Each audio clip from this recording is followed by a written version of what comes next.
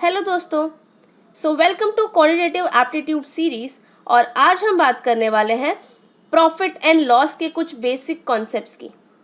तो चलिए शुरुआत करते हैं, लेकिन उससे पहले अगर आपने हमारे चैनल को सब्सक्राइब नहीं किया है तो सब्सक्राइब कर लीजिए and press the bell icon to get updates of our upcoming videos.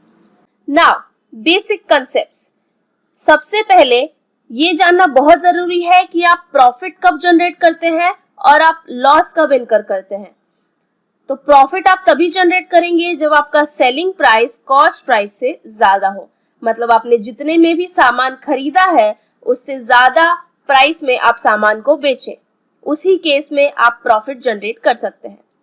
When it comes to loss, आप लॉस कब बेयर करेंगे?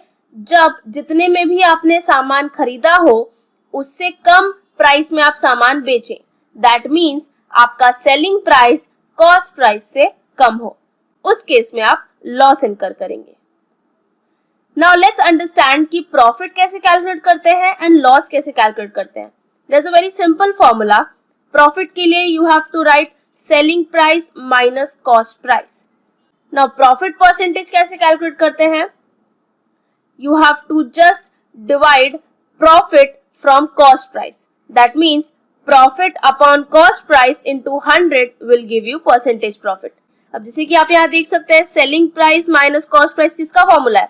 प्रॉफिट का ही फॉर्मूला है, इसीलिए मैंने प्रॉफिट कहा। Okay, profit upon cost price मैंने इसीलिए कहा because selling price minus cost price is nothing but your profit. Okay, now loss की बात करते हैं। लॉस का फॉर्मूला है cost price minus selling price, और अगर लॉस परसेंटेज कैलकुलेट करना है तो सिंपली आपको लॉस को कॉस्ट प्राइस से डिवाइड करना पड़ेगा। Okay, so loss upon cost price into 100 will give you loss percentage. आगे बढ़ते हैं और समझते हैं equivalent for sale price. Now suppose आपके पास प्रॉफिट परसेंटेज है और आपके पास लॉस परसेंटेज है और आपको उससे सेलिंग प्राइस कैलकुलेट करना है, तो आप कैसे करेंगे? Let's understand. Let us assume कि आपका प्रॉफिट परसेंटेज है P। तो सेलिंग प्राइस अगर आपको कैलकुलेट करना है तो सबसे पहले ये बता दूं कि कॉस्ट प्राइस को यहाँ पे हम CP से डिनोट कर रहे हैं एंड सेलिंग प्राइस को हम SP से डिनोट कर रहे हैं। So SP is equal to 100 plus P upon 100 into CP। मतलब यहाँ पे क्या हो रहा है, प्रॉफिट परसेंटेज में हम 100 को ऐड कर रहे हैं एंड देन टोटल जो भी हमारा न्यूमरेटर है उसको हम डिवाइड बाय 100 कर रहे हैं एंड जो भी हमको वैल्यू आएगी उसको हम कॉस्ट प्राइस से मल्टीप्लाई कर रहे हैं and that will give us selling price. Then comes the loss percentage. अगर आपके पास loss percentage है तो आप selling price कैसे calculate करेंगे? You just have to do the same thing as you have done in selling price. थोड़ा सा changes हो गए, minor सा। सबसे पहला change तो ये है कि जो positive sign 100 plus P था वहाँ पे, यहाँ पे 100 minus हो जाएगा। एंड जो वहाँ पे P था, since profit percentage से आप selling price calculate कर रहे थे तो इसलिए आपने P डाला था। यहाँ पे आप लॉस परसेंटेज से सेलिंग प्राइस कैलकुलेट कर रहे हैं तो आप L डालेंगे। सो 100 minus L upon 100 multiplied by CP। Now जैसे कि अब हमने सेलिंग प्राइस कैलकुलेट किया using profit percentage and loss percentage, वैसे ही अब हम कॉस्ट प्राइस कैलकुलेट करेंगे using profit percentage and loss percentage. बता दूं कि कॉस्ट प्राइस को हम CP से डिनोट कर रहे हैं और सेलिंग प्राइस को हम SP से डिनोट कर रहे हैं। तो कॉस्ट प्राइस के लिए फॉर्मूला सेम रहेगा जैसा कि हमने सेलिंग प्राइस के लिए किया था, बस थोड़ा सा माइनर सा चेंज है। वो चेंज क्या है कि आपका जो रेशो था सेलिंग प्राइस के टाइम पे वो जस्ट इन्वर्ट हो जाएगा। तो बेसिकली अब न्यूमरेटर में 100 आएगा एंड डिनोमिनेटर में 100 प्लस P आएगा। एंड ऑब्वियसली सिंस हम कॉस्ट प्राइस कैलकुलेट करें तो हम कॉस्ट प्राइस से मल्टीप्लाई तो नहीं करेंगे ना, तो हम सेलिंग प्राइस से मल्टीप्लाई करेंगे। Very simple.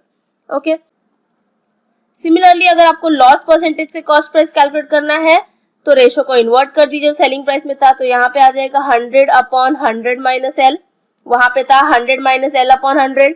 Okay, and it will be multiplied with selling price and that's how you can calculate cost price whenever you have been given profit percentage और लॉस परसेंटेज। अब कुछ examples के through और अच्छे से समझते हैं basic concept, profit and loss calculate कैसे करते हैं, उसके परसेंटेज कैसे निकालते हैं एंड ऑल। तो जैसे कि यहाँ पे एग्जाम्पल है महक एंड प्रणव, इन्होंने कुछ आर्टिकल सेल किया फॉर 8,000 ईच, मतलब हर एक आर्टिकल उन्होंने 8,000 के लिए सेल किया।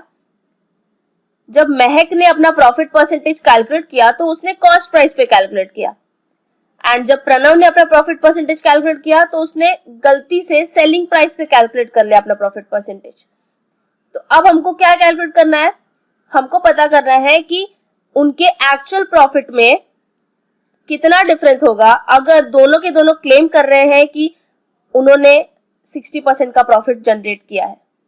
सो महक और प्रणव दोनों ने वो आर्टिकल 8,000 में ही सेल किया था, तो सेलिंग प्राइस दोनों का 8,000 ही होगा। प्रॉफिट, महक ने प्रॉफिट कॉस्ट प्राइस पे कैलकुलेट किया था, तो 60% ऑफ कॉस्ट प्राइस, बिकॉज दोनों क्लेम कर रहे हैं एक चीज कि उन्होंने 60% प्रॉफिट जनरेट किया, तो महक ने भी 60% प्रॉफिट जनरेट किया है, तो 60% ऑफ कॉस्ट प्राइस कैलकुलेट करना पड़ेगा उसको, तब जाके वो प्रॉफिट का वैल्यू निकाल पाएगी। लेकिन अब ये बहुत जरूरी है कि क्वेश्चन में कॉस्ट प्राइस दिया हुआ है नहीं, तो कॉस्ट प्राइस हमने अभी सीखा था कि कैसे कैलकुलेट करते हैं। अगर हमें प्रॉफिट या लॉस परसेंटेज दिया हो तो उस केस में कॉस्ट प्राइस कैसे कैलकुलेट करते हैं। So the formula is 100 upon 100 plus P, since यहाँ पे प्रॉफिट परसेंटेज दिया हुआ है, तो 100 upon 100 plus P into SP, correct. So 100 upon 100 plus 60 होगा, इंटू सेलिंग प्राइस क्या है 8,000, so 100 upon 100 plus 60 into 8,000, that will give you 5,000, and that's how we have calculated your cost price. अब हमें मिल गया cost price, we already had the selling price, so profit is equal to selling price minus cost price, that is 8,000 minus 5,000, which will give you 3,000, and that's how हमने महक का profit जितना भी हुआ है rupees में वो कैलकुलेट कर लिया। अब प्रणव की तरफ चलते हैं, तो प्रणव ने भी क्लेम किया था कि उसने 60% प्रॉफिट जनरेट किया है, लेकिन हमें पता है कि उसने गलती से सेलिंग प्राइस पे प्रॉफिट कैलकुलेट कर लिया है, तो 60% ऑफ सेलिंग प्राइस जब करेंगे तो हमको मिलेगा प्रॉफिट, तो 60% of 8,000 that is equal to 4,800। Pranav का प्रॉफिट है 4,800 एंड महक का प्रॉफिट है 3,000, सो उनके प्रॉफिट में कितने का डिफरेंस है 1,800 का डिफरेंस है, because 4,800 minus 3,000 will give you 1,800, जो कि हमें कैलकुलेट करने के लिए कहा गया था उनके प्रॉफिट में डिफरेंस। आगे बढ़ते हैं और एक एग्जांपल देखते हैं। Megha and Richa sold 2 articles at ₹12,000 each. अब यहाँ पे 2 लड़कियां हैं जिन्होंने 2 आर्टिकल सेल किया है, 12,000 में एक आर्टिकल को सेल किया उन्होंने, दोनों के पास 2 आर्टिकल्स हैं। अब एक आर्टिकल जो है वो 20% के प्रॉफिट पे सेल हुआ है एंड दूसरा आर्टिकल 20% के लॉस पे सेल हुआ है, तो हमें कैलकुलेट करना है कि what is the net loss, total loss कितना है ये पता करना है। तो आर्टिकल 1 की अगर बात करें तो उसका सेलिंग प्राइस था 12,000, जो कि हमें क्वेश्चन में दिया हुआ है। कॉस्ट प्राइस कैसे कैलकुलेट करेंगे, हमारे पास ऑलरेडी प्रॉफिट परसेंटेज दिया हुआ है which is 20% for article 1, correct. तो अब हम क्या करेंगे, using profit percentage formula we can calculate cost price which is 100 upon 100 plus P into selling price, correct. So 100 upon 100 plus 20 into 12,000, which will give you 10,000. When you solve it properly, you will get 10,000 as your answer. So that is your cost price. तो अब आपने article 1 का cost price calculate कर लिया। अब article 2 की तरफ चलते हैं। सेलिंग प्राइस उसका ऑब्वियसली सेम था, 12,000 में ही सेल हुआ था आर्टिकल 2 भी। कॉस्ट प्राइस कैलकुलेट करने के लिए अगेन आपको कौन सा फॉर्मूला लगाना पड़ेगा। अब यहाँ पे आपको ध्यान देने वाली बात ये है कि आर्टिकल 2 में 20% का लॉस हुआ था। सो आप जब कॉस्ट प्राइस कैलकुलेट करेंगे तो लॉस परसेंटेज को ध्यान में रखते हुए कैलकुलेट करेंगे। So formula is 100 upon 100 minus L into selling price, correct. So 100 upon 100 minus 20 into 12,000 and when you solve it you will get 15,000 is the cost price. So अब article 1 और article 2 दोनों का हमको कॉस्ट प्राइस मिल चुका है। So total cost price कितना है दोनों आर्टिकल्स का मिला के 25,000, 10,000 प्लस 15,000, whereas सेलिंग प्राइस दोनों आर्टिकल्स का मिला के कितना है 24,000, 12,000 प्लस 12,000। तो अब हमारे पास टोटल सेलिंग प्राइस है, टोटल कॉस्ट प्राइस है। अब यहाँ पे देखते हैं बड़ा कौन सा है, कॉस्ट प्राइस बड़ा है कि सेलिंग प्राइस बड़ा है। तो जैसे कि हम देख पा रहे हैं कि कॉस्ट प्राइस ज्यादा है सेलिंग प्राइस से, तो ऑब्वियसली लॉस ही हुआ है ना। तो कितने का लॉस हुआ है?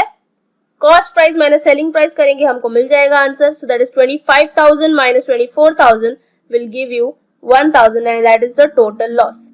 तो सिंस हमें टोटल लॉस कैलकुलेट करना था, इसलिए पहले हमें total cost price and total selling price calculate करना पड़ा।